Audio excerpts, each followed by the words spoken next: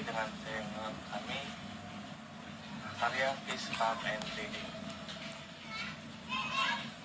Kali ini kami akan memberikan tutorial cara membuat pakan alternatif untuk ikan nila.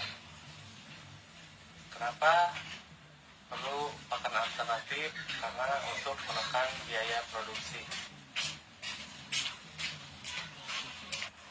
Pakan alternatif digunakan untuk menekan biaya produksi karena dibuat lebih murah, karena dibuat dari campuran bahan-bahan limbah, namun untuk kualitas tidak jauh beda dengan pakan pelet yang seutuhnya. Untuk budidaya, pakan alternatif ini diperlukan supaya bobot ikan bertambah berat, kemudian cepat besar.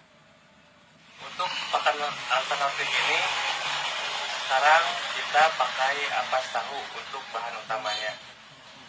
Untuk bahan yang tambahan lainnya masih kita pakai pelet.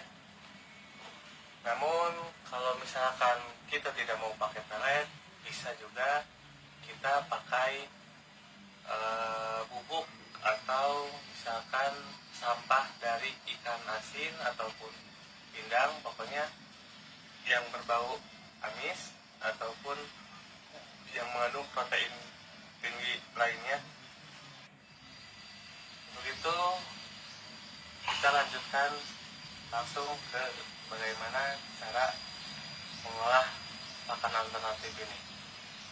Yang pertama, kita siapkan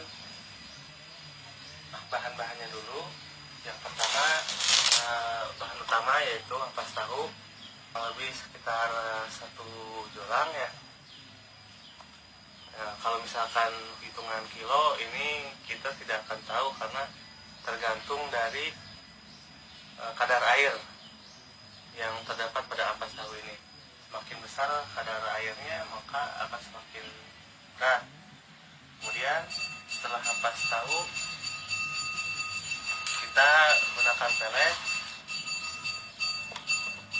Ini pelet sebanyak 1 kilogram ya.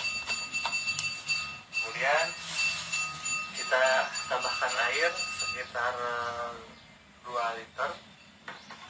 Kemudian air ini akan dicampur dengan probiotik sebanyak 2 tutup botol kecil ini.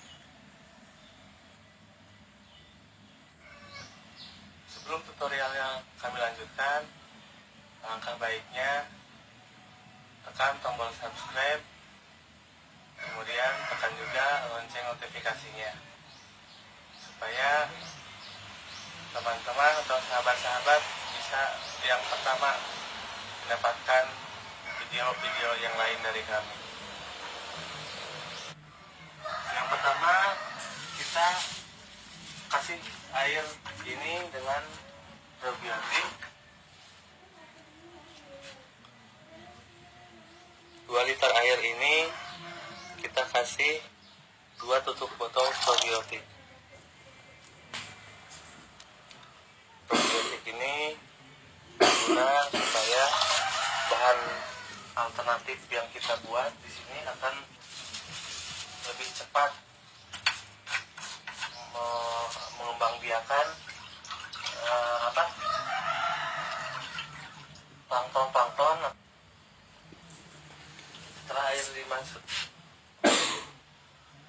Setelah probiotik dimasukkan, jangan lupa diaduk. Nah, kegunaan probiotik ini adalah untuk mempercepat proses pembusukan pada ampas tahu supaya terjadi ataupun banyak menghasilkan plankton dan akan terjadi percepatan pembusukan supaya banyak belatung. Nah, belatung-belatung sendiri itu sangat baik untuk ikan karena memiliki kandungan protein yang sangat tinggi.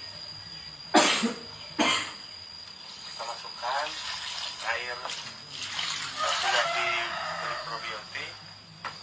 Kemudian bukan juga tanahnya.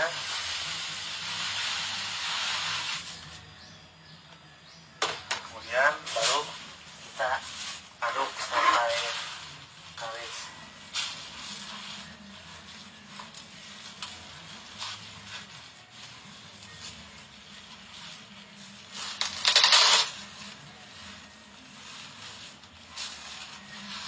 Bagi teman-teman yang merasa jijik dengan ampas tahu ini ataupun ampas tahunya yang bau, itu bisa menggunakan sarung tangan ya. Kebetulan ini ampas tahunya masih fresh, baru, masih hangat, jadi tidak terlalu bau. Ampas tahu sendiri banyak di daerah-daerah, apalagi yang ada banyak yang menjual tahu itu, kita tinggal tanyakan saja, beli itu satu karungnya murah, paling 10 atau 20 ribu, itu udah karung yang besar ya.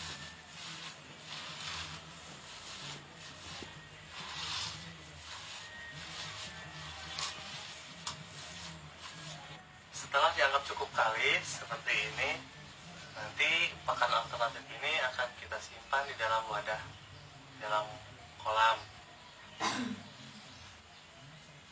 Jadi kita akan ke sana untuk menyimpan pakan ini.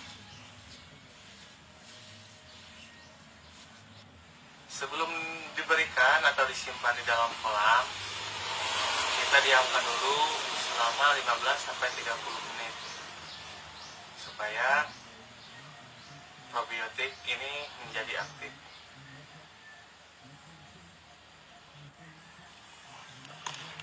Nah, ini sekarang kita akan memasukkan bahan alternatif yang sudah dibuat tadi ke dalam wadah atau gebok.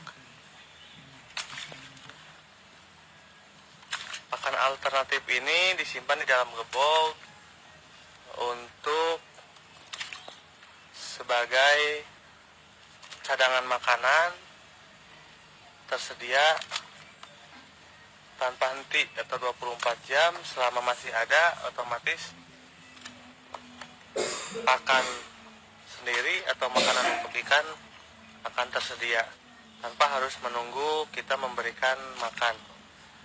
Ataupun pada saat nanti ketika kita memberikan pakan ikan ada yang kebagian atau tidak, jadi tidak rata ataupun ada yang kenyang, maka mereka nanti akan mencari sumber pakan alternatif di sini.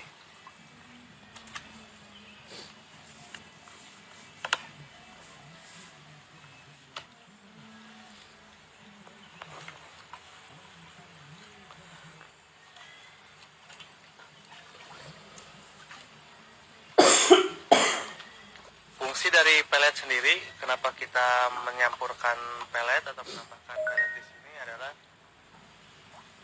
sebagai perangsang terhadap pakan alternatif supaya mau dimakan oleh ikan, karena tadinya terbiasa dengan pelet. Seperti tadi sudah disampaikan bahwa pelet itu bisa diganti dengan menggunakan limbah-limbah yang berbau amis atau yang berprotein tinggi lagi.